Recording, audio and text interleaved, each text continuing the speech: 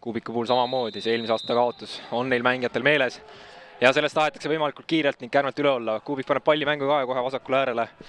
Käiku üritatakse leida, võivad mõlema meeskonna mängijad teha, sest selline märjaga põrkav pall väravahtide jaoks tahes-tahtmata väga ebamugav on.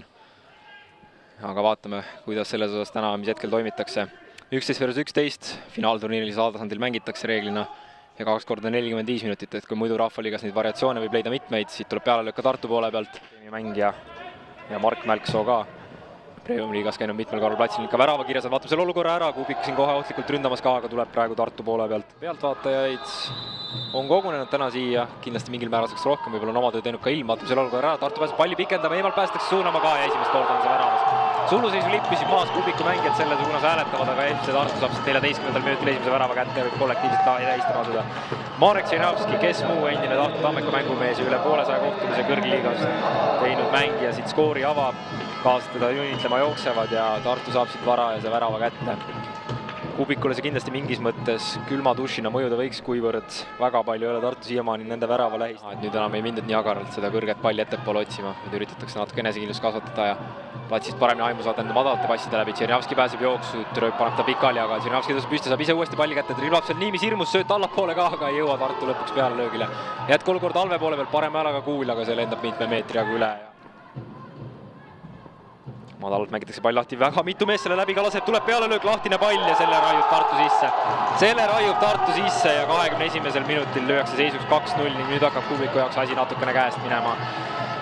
Järjekordse standardolukorrast, mitu meest seal vabad olid, puhtalt suunama pääsesid, kombinatsioon muidugi alguses oli ka selles mõttes võimas, et mitu mängijat selle jalga vahel selle palli läbi lasid, aga eemalt ikkagi kolmas mängija ka justkui ei saa minna niimoodi üksinda pealelöögile, rääkimata värava esisel täiesti tühjana. Palju on jõudnud seda Rahvaliiga A-tasandi finaalkohtumist vaatama, aga mõnisada inimest võib kokku lugeda küll. Kuubikul aga samal ajal võimalus tekkimas, kas minnakse ise pealelöögile, aga küljevõrku see pall ajatatakse. Rööp nüüd murule langeb, aga tundub, et lihtsalt väikse ehmatusega tegu on ja kohe valmis jätkama on. Samm natukene lonkav, aga liidub vaikselt oma positsioonil tagasi. Tšernovski samal ajal siin vasakul pool trikitamas ülasti tegemas paremale, aga pealelöök tuleb, see lendab kenasti ja see lendab põhimõtteliselt otse ristnurka. 29. minutil Marek Tšernovski ei küsi, kurjatab ise keskele, paneb Kuuli teele ja rokib täiega. FC Tartu 3, Kuubik 0 ja pool tunniga on ikka see asi Kuubiku jaoks päris nutune. Tšernovski läks, võttis kiiruse üles, tegi seal üleasted ja seejärel teele pandud löök esimesega tundus, et võib natukene mööda kerida, aga võttis täpselt sellise vindi sisse, et teele pandud Kaskal ei olnud ka seal mitte midagi päästa ja kas päris täpselt 9, aga igatahes seal ristnurga lähisel perioodil ikkagi või lähistel kokkuvõttes oma teekonna leiab ja Sõrmus. Üritatakse kombineerida Nurmikuga, jätkupalli siiski võidetakse. Madisson ka sööduliini kõrval pakkumus, võtab Sõrmus ise ette. Võtab ise ette parem häälega, tuleb peale löök ka, aga otse ette posti madalalt see lendab ja Brandväli päris kaua aega, et see nurgalöök lahti mängida. Nüüd palli teele paneb, kas päästakse peaga löögile, pall ohtlikult lahti, aga teist jätku seal Kuubikul ei tule. Kõrgelt tuleb see pall, päästakse peaga suunama ka, aga mõne meetri jagu üle värava.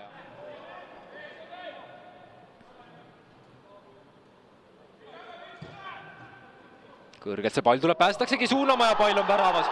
3-1, Kuubik saab esimese tabamuse siit kätte, korralikult tähistatakse, öeldakse samas, et võtke see pall sealt võrgust kaasa ja sõidame edasi. Just räägitud Randväli selle nurgalöögi andis ja peaga paistab löögile pääses, oli see Hendrik Aigrov ja keegi teine sealt keskvälja kaitsemängijatest igatahes.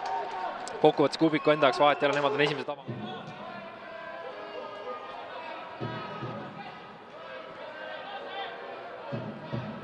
Randväli võtab ise ette, kas läheb sarnaselt Tšernovskile peale lööma, läheb sarnaselt Tšernovskile peale lööma, aga selline mängija, kes sinna isukuse juurde suudab ka selle teatava kvaliteedi panna ja ohtlikke asju oma jalgade läbi tekitada. Nüüd murtakse siin korralikult mitme mängija vahelt läbi, pall tuleb madalalt alla ka peale löögi koht, Kuubik kõmmutab selle palli ja Kuubik kõmmutab selle palli väravasse.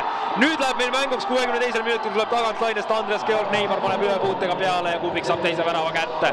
Kollektiivselt astutakse seal kaamera eest tähistama, pannakse nii slaidi ka, aga millal mitte veel nii slaidi panna kui märja platsiga. Ja Kuubikul on põhjust tähistamiseks. Siin tullakse järjest Tartule järele ja vaatame nüüd, mis saama hakkab. Kõik variandid võivad olla veel võimalikud ja just rääkisin, kuidas neil ei ole olnud peale esimest väravat teab, mis palju häid šansse, aga nüüd kasutatakse üks ära ja kust kõik saadakse pall enda valdusesse. Põldar. Minejev kõrval küsimas, kas läheb ise peale löögile. Minejev otsib seda šanssi, aga mängitakse veel kokku. Minejev läheb läbi, kas jõuab palli suunama? Ei, siiski mitte. Vaatame, kuidas puhkus Tšernjavskile mõjunud on.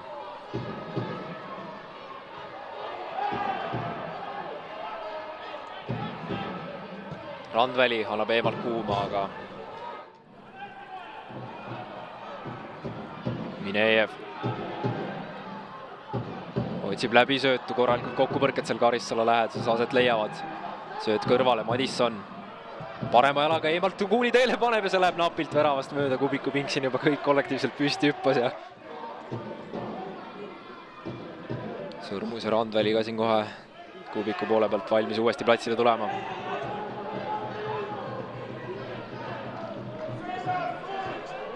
Nüüd tuleb väga ootlikult see tagasi sööt ja Tšernjavski libistab ennast olukorda ja nüüd eksib Nurmik kehvasti. Nüüd eksib Nurmik väga kehvasti ja Marek Tšernjavski saab 82. minutil kübara triki kätte. On näha Nurmiku kehakeelest ka, et on mees pettunud ja tuleb siin pingile ära. Aga see tagasi sööt Tšernjavskil karistamata ei jää. Nägi mees, et tuleb see sinna Kaska peale täpselt niimoodi, et ei jõua väravat ka reageerida. Esialgu libistas palli vastu Kaskat, aga seejärel oli tühi tee ees ja Marek Tšernjavski lööb mingis mõttes ei kuskilt Tartu jaoks 82. minutil värava tagasi. Vaatame, kus kogu see asi hargnes, mis nopib Tartu selle palli eespool. Aga ei, tuleb siiski tagant Madisson välja ja saab ise mänguvahendi kätte. Põldar vasaku jalaga tsenderdades Karissala suunas. Hüpatakse välja ja saadakse pea vahele. Lepik. Tõste tuleb, aga see tuleb otse värava peale ja Sõrmus. Kaupmees. Konksutab veel endiselt ja kiirust on seal algades. Leiab väga kenasti paremale poole. Randvälja võtab ise ette. Vasaku jalaga tuleb peale löök, aga see lendab väravast mööda ja järjekord A-tasandi triumfiga.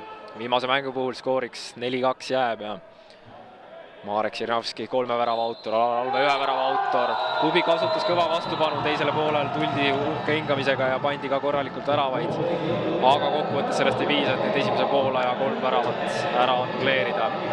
FC Tartu 4, FC Kubik 2 ja selline on see Rahvaliiga A-tasandi finaalturniiri lõpplahendus aastal 2025. Mattias Minejev FC Kubiku poolt, 2-4 valus kaotus täna. Ütle üldse, mis su esimesed mõtted siin vahetult peale mäng on? Et tegelikult võib tiimi üle uhke olla küll, et mäng oli meie käes suurem osa ajast, et natuke sellised unlucky väravad tulid vastaste poolt, ausalt öeldes väärisime meie seda võitu. Esimesel poolel see periood 15-30 teie jaoks vist kõige valusam oli, kus need 3 tabamust järjest tulid. Teisel poolel saite paremini mängu sisse, lõite iseenda väravad ära. Kas 4. värava järel, mis tuli seal üks hetk, oli tunne, et võime veel päästa või tundus tollel hetkel, et pagan hakkab see rong juba vaikselt minema?